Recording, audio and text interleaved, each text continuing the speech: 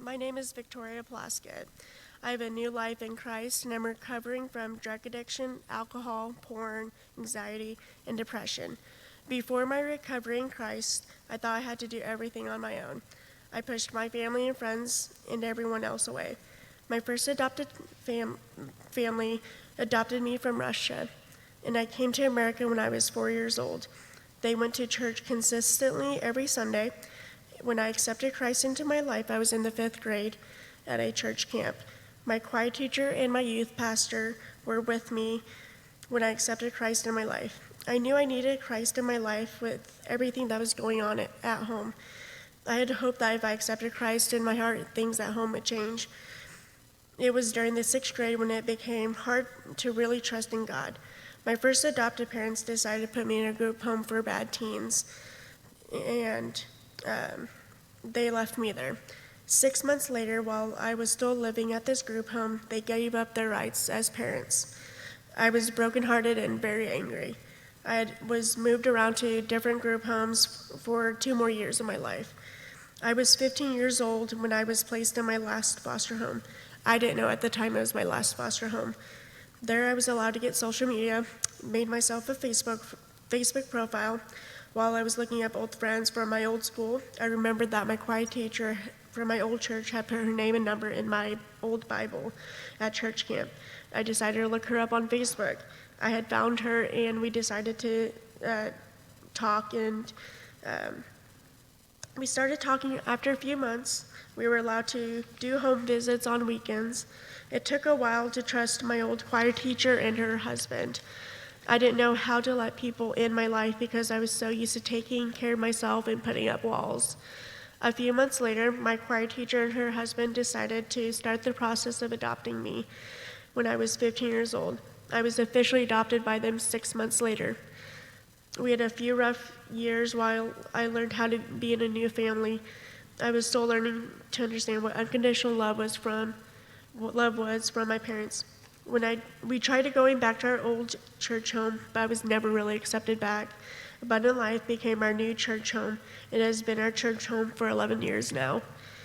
After I graduated from high school, a couple years had passed. I had moved out of my parents' home into my first apartment. A couple years later, lost my boyfriend, and at that time in a motorcycle crash. I was devastated. While I was still grieving, 3 months later, my dog tragically died as well. I was completely lost and broken with grief. I didn't know how to express my grief to others, so I pushed my family and friends out of my life. I turned my depression and grief into partying, drinking, having sex, and doing drugs. I didn't have a relationship with God at all. I stopped going to church. I would only go to church on holidays. I didn't see the need to go to church because I was so focused on what I wanted to do in my life and the party life. I didn't care what anybody had to say about how I was living my life. I was going to do what I wanted to do. I was going down the wrong path. I didn't care about the consequences. My own consequences had finally caught up to me, though. The turning point of when I needed to change my life was when my parents found out I was doing drugs. I had to move back home because financially I couldn't pay my bills anymore. All my money was going to drugs. I lost my jobs because of drug abuse. I'd lost over half of my body weight due to drugs. The day that my parents found out about me doing drugs was the day that I decided to completely change my life around. I realized that a huge weight was lifted when they found the drugs. I didn't have to lie about what I was doing, why I couldn't keep a job, and why I was sick all the time. It was a huge relief when they found those drugs. But also, I didn't know what my next steps were. I realized if I didn't change my lifestyle and give my life over to God, I knew that my parents would be burying me at the age of 25. That same day, my parents found out about the drugs. I knew I needed to go up to Abundant Life and talk to a pastor. I spoke to Pastor Jeremy that day. He recommended to me that if I really wanted to change my life around, that if I wanted to have a relationship with Christ, that I needed to go to Regen. But it was only if I was willing to change my life around and willing to give up the drugs and everything else that was not glorifying God. That day, I said yes. yes to recovery, and yes to rededicating my life to Christ and accepted Him back into my life. January 13th, 2022 was the day I became sober from drugs and gave my life to Christ. I've been sober from drugs for a year and 9 months on October 13th, this coming Friday.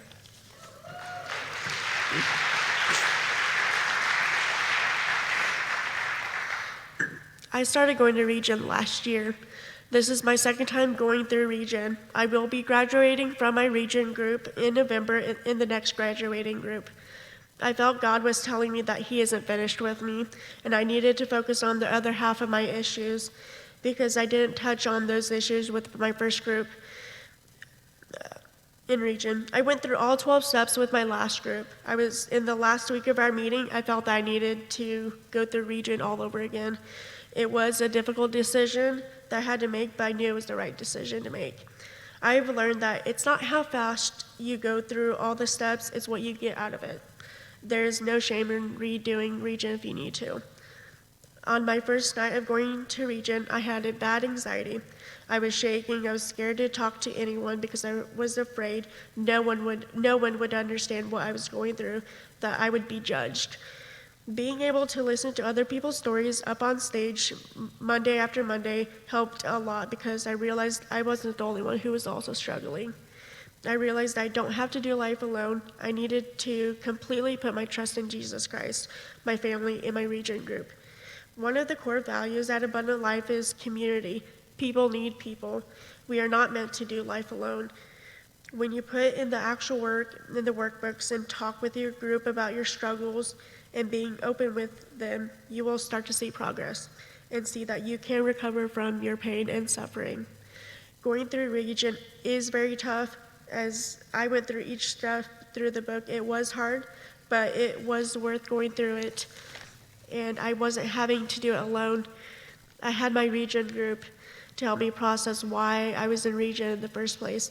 No one else did the work. I had to do all the work with my Regen and God. What God has shown me through recovery is that I'm not alone. I don't have to do life alone. I can do life with other people who are also seeking God and His unconditional love. God has the power to change your heart when you feel lost, broken, alone, and scared. God opened my eyes and heart to the possibility that there is hope and freedom outside of drugs, alcohol, porn, anxiety, and depression. You can also be free from suffering and the pain from your past. When I decided to give up my worries and my anxiety and my sinful ways, that was when I was able to see my road to recovery and live my life for Christ and not myself. I have a new life in Christ, and I'm recovering from drug addiction, alcohol, porn, anxiety, and depression. Thank you.